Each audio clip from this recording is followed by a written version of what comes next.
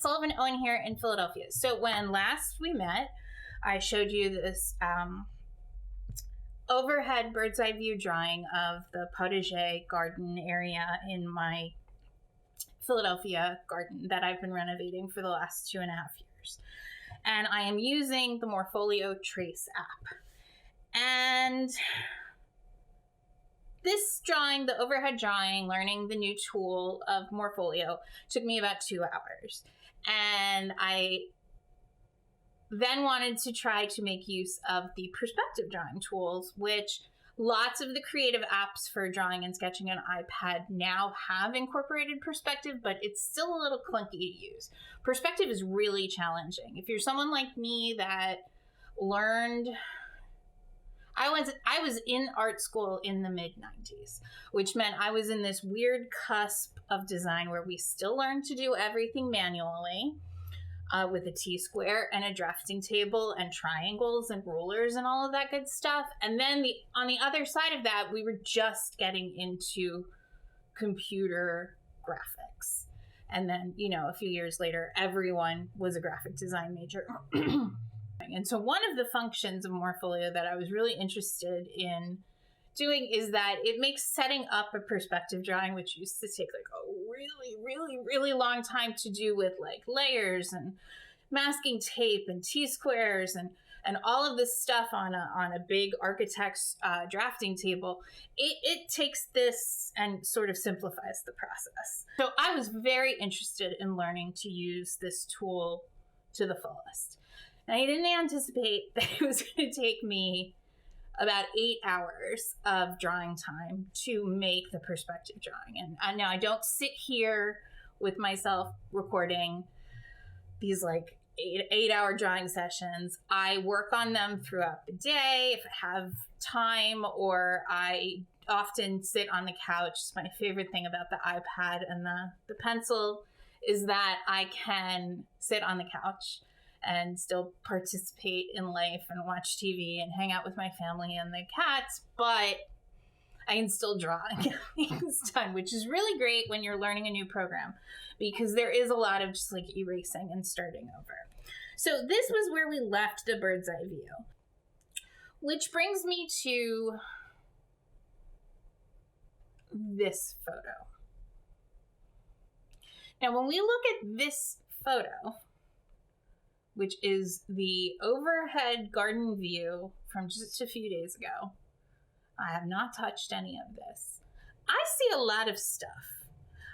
And I think when I first start drawing like this, I only think about the space. And the more I looked at this photo as I was kind of drawing and sketching on top of it, the more I realized that I don't know that this drawing solves my problem. Now, I could have less stuff. I've been saying that for a really long time. Anyone who works in weddings is always talking about having less stuff. Then spent the better part of a week working on this perspective view of it. Well, the better part of my free time over, a week. It's charming. It's beautiful. It gives me flex space for annuals. It makes use of my raised beds. It gives me place to do planter groupings. It lets me get some color from a tree here in the corner. This is existing on my neighbor's property on the other side of the fence.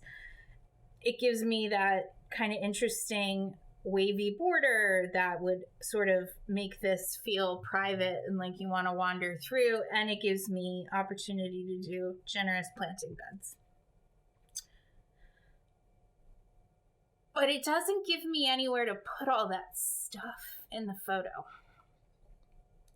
And then, because I have been operating with this point of view that I was going to make this 1.5 story glass shed combination possible, I sent out a request for proposal from a couple people that make glass greenhouses and conservatories and things like that. The whole building, including the wood shed, which, by the way, that is a whole separate thing, because the people that make glass parts don't want to make the wooden shed. They don't even want to sell you their aluminum framing that they make the greenhouses out of to make a shed.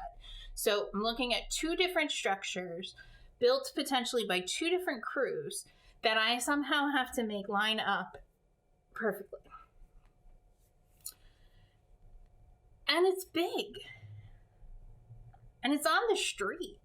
I mean, there's about 8 feet of garden space, and then a sidewalk, and then a double strip. So it's well back. It's within the property easement, but it's right up on the perimeter of our property. And then, like my husband is prone to do, he saw what I was working on. He thought the drawing was very charming. It would be very beautiful, because he knows that I would style it well and make it look great, and he could put a little chair table and sit in there and eat all the cherry tomatoes off the plants. And he was just like, I just don't think that building is going to work. And he knew one of the quotes that I got, which was like $60,000 just for the glass. That's without figuring out the shed portion. And that's also no foundation, no excavation, no building, no install. That was just all my wish list. And it's only 10 feet by 12 feet. So the glass portion. So my husband has this really interesting way of kind of popping in towards the end of a process. Sometimes it can be really, really annoying. And it always starts with oh, is that what that's going to look like? And it's like, if you wanted it to look a certain way, dude, you should have spoken up earlier in the process, because now I'm pretty much done with it. So I guess the good news is that he did this just when I was finishing this very elaborate drawing. But he was like, well, I mean, I can't spend $75,000 on a glass greenhouse for the footprint that I want it to be. And he just said, I said, well, what do you feel is a reasonable amount of money to spend here? We live in Philadelphia, so we're not too far from Amish country, where there are so many shed builders. And he was like, well, so-and-so got his shed and it's solid wood and it was great and it was $5,000. So I think $5,000 is a good amount of money. And I was like, well, $5,000 is a good amount of money for the shed, but I'm talking about a greenhouse. And so I said, here's some pre-made greenhouse kits that start at a couple $1,000s for polycarbonate and aluminum, up to $100,000 for, double glazing, low-E glass, heavy-duty truss systems. And so he was like, well, we're not building that, because as much as he's into aesthetics, he's always the budget police. And I was like, well, yeah, I know we're not going to spend that. I already got the quote for this one, and it's like $65,000 just for glass. He's like, where's the stuff going to go? He's like, the stuff that's here is not going anywhere. My husband, as he does, tends to say these things kind of like taking my idea down a notch right before we go to sleep. And so what happens is that I dream about whatever it is that I'm trying to problem solve. And this can be great. I have woken up from dreams and solved a pending issue with some kind of concept for a wedding design. And when I woke up this morning, this meeting that I had long ago with our architect, who is married to one of my second cousins. So he's family, sort of. And he's very close with us because he helped us to renovate this house, helped us design it. And I remember standing where my car is in the overhead drawing and saying to him, can I build another garage? And he was like, well, yeah, but it's going to cost like $100,000. And that sounded so crazy at the time, because we have a very big garage, but it was already full of stuff. And now I'm realizing that this plan does not solve any of the debris, plant, trash containment that I actually need this area to solve. And so I woke up thinking about that meeting and was like, well, maybe it's not a garage, but maybe it's something that actually is next to the gravel parking pad as opposed to being in the other corner of the yard, near the street, where we would prefer to have, I mean, the building would give us screening and privacy, but I also suspect it would be a zoning issue if I went for the height that I'm trying to go for. And so Tim was really able to convey all those concerns to me through his main concern, which was budget. And I woke up this morning and I was like, well, what if I just flipped it? What if everything went the other way? Not the car, but everything within this space was reversed. And so I don't have a beautiful perspective drawing of that. I have a beautiful perspective drawing for something that probably isn't going to work for what I'm doing. All right, so here we are back at the overhead view, and we're in Procreate, which is just the app that I'm more comfortable sketching quickly in. I have a feeling I'll be able to do the same quick workflow in Morpholio Trace. I just don't know the program well enough yet, and Procreate I am just extraordinarily comfortable drawing with. Okay, so what are the big issues that Tim was sort of saying but not really saying? We have, let's add a layer here.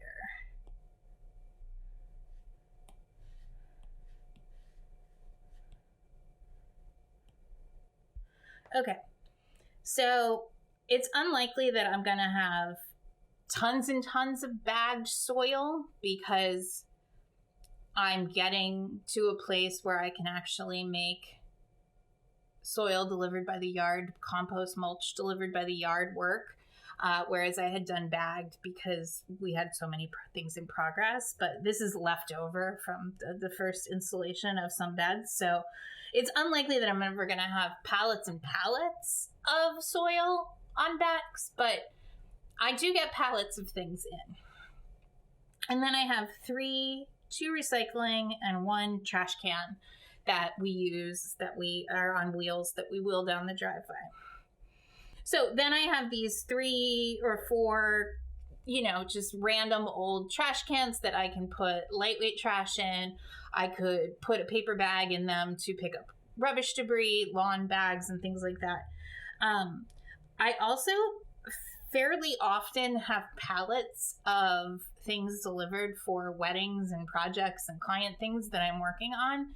So while there's a pallet in this photo, it's not unreasonable that I'm going to have pallets coming every once in a while. I don't do weddings every week like I used to. So, but I still, when I am preparing for a job, preparing for a wedding, working on Christmas things, I make a lot of cardboard and pallet trash during that time. And we don't really have anywhere to keep this because, like I have mentioned, our garage is being used as like the floral workroom. And then you've got plant trays. I mean, those will get trashed.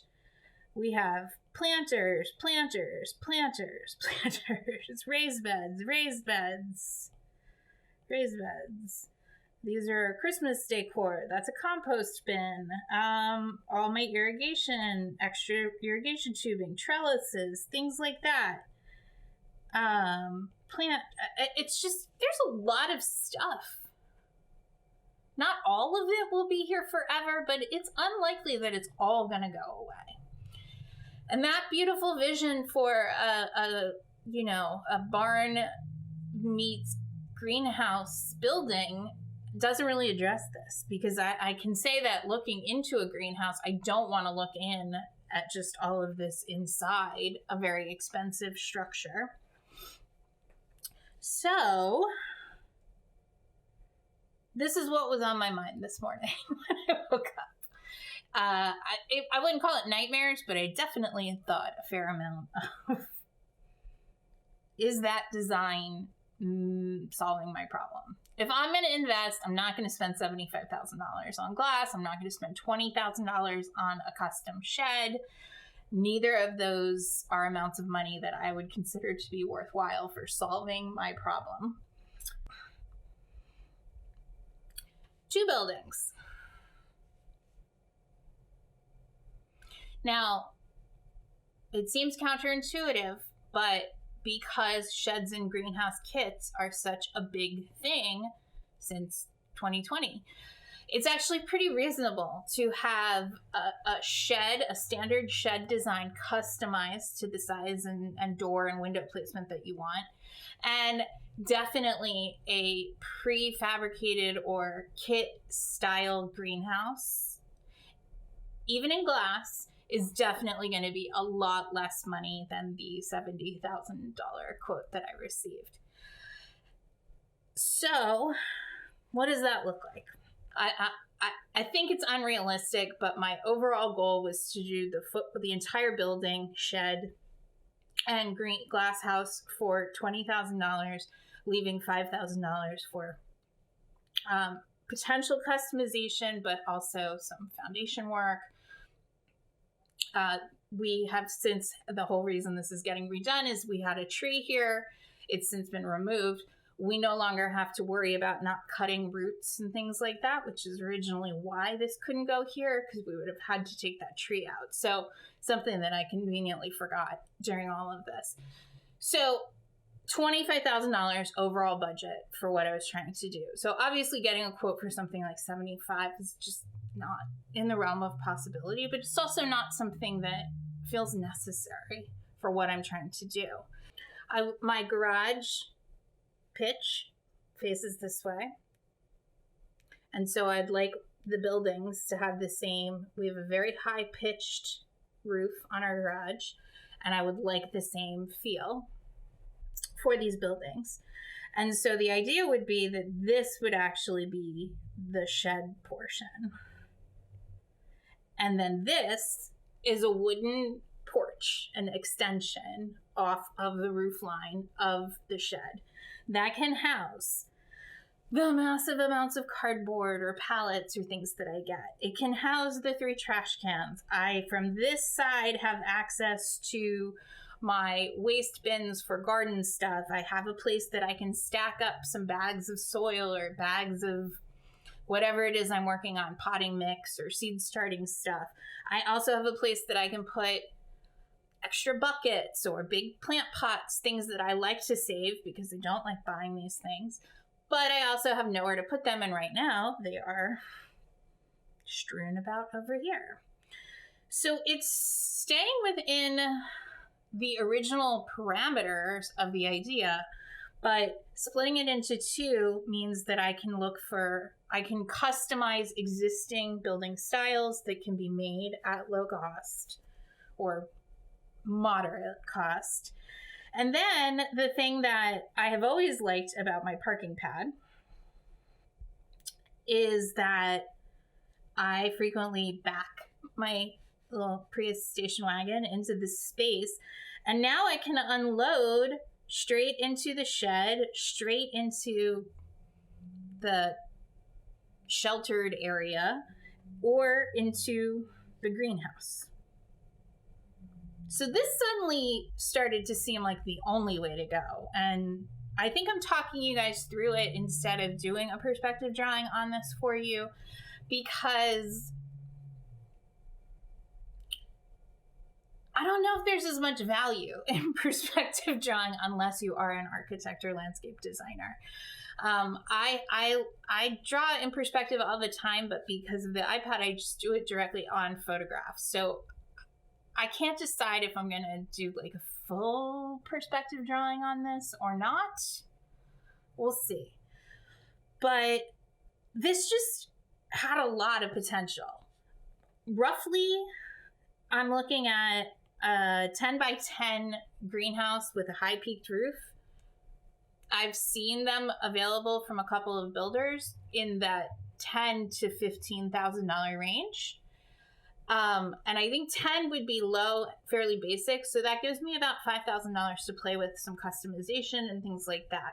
I would like the doors to be one here and one here, so I can kind of walk through. And then I would like casement or some kind of window ventilation to kind of get across. The other thing that this does by making the overall, by separating the shed and the greenhouse, is that the shed portion doesn't have to be 12 or 14 feet high. The shed can be a more normal 10-foot high shed structure, because in high growing season, the sun is going to come across, and towards 3-4 p.m., we're going to get shadows going here. And so if the building is really, really high, I'm going to be throwing a big portion of my vegetable growing garden into shade. And this is another reason that I also don't think that this corner placement works, because I think that having a building of that height in the corner near the fence, near the sidewalk, is going to be a zoning issue. So let's turn off the shadow layer real quick. And then Tim had this great suggestion, and he'll have to remember that this is on video, because I often say all he does is cause me headaches with his comments. But Tim had this great suggestion that if I want a greenhouse, I want it to be lit from all sides. And when I'm putting it up against a shed, I am turning it into a 3-sided space. And I'm not getting any light coming in when the sun is... Sorry, I have this locked on assist. I would be losing the opportunity to capture sun in the morning in the greenhouse by butting it up against. So why not do a little stepping stone path between the two buildings? And this seemed really cool to me. Once I started thinking about it, I couldn't stop thinking, like, this is the solution. So now we're down to the customization on the shed is just kind of picking a roof profile that sort of looks good. I'm going to have to kind of pick the shed, pick the greenhouse at the same time to try to get them similar in footprint and style and roof line. But then we're just kind of extending that out. I assume we're probably going to have a couple porch posts here to support that. And now I have a covered space near the top of the driveway that I can keep my trash under, which will be so helpful when it rains, because it often rains when I have tons and tons of wet, heavy trash already to put out. And so, there's just a lot of potential to this concept. So would the garden concept still work?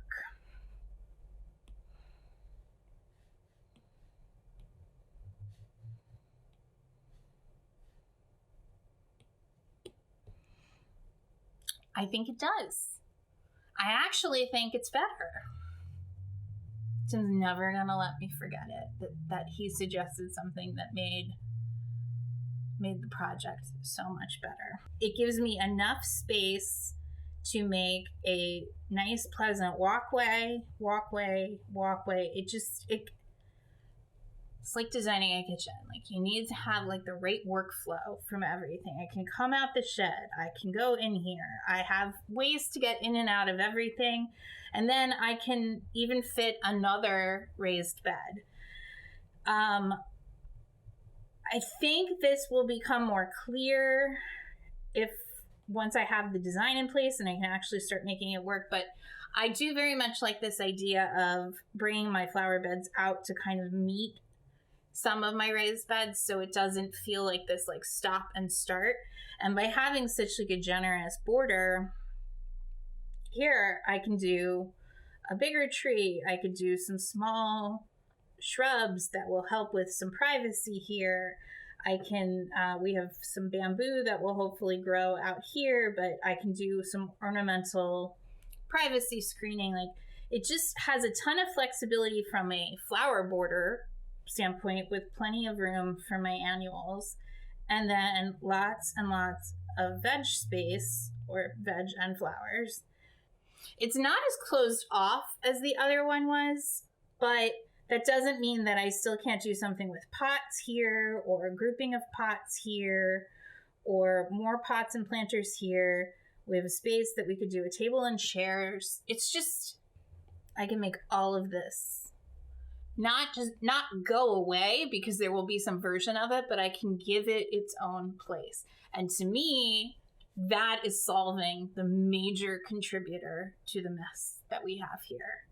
So that reduction in overall infrastructure needs, from simplifying where the foundations are, connecting them to an already existing area that still needs to be graveled and graded, it's less destructive to that area in terms of heavy equipment, things like that. And it also just feels like I can move forward with cleaning up the overall space. I could start roughing out these beds as soon as I clean out the junk. I could get a storage pod here and have it dropped into...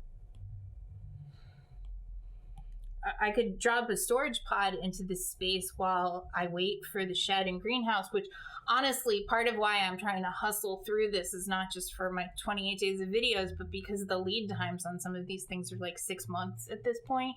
And so the reality is I'm probably not getting any of this stuff, the building stuff, done before the end of summer. And so I kind of feel this sense of urgency to just pick a direction and start moving forward, only because of the lead times. Like, I'm not in a rush. I wouldn't be trying to get a greenhouse in place for this growing season, but having it for next winter, next fall would be really helpful. So that's part of where the hustle is. Rope this area off. Well, rope it off, throw the junk into the middle of it for now, and I can start working on the landscape and bed placement for this spring, summer, and I can stake this out with rope, with lines and landscape stakes and things like that, so that I can sort of rough the shape in and carry on with moving forward without feeling like I have to wait for those buildings to be delivered.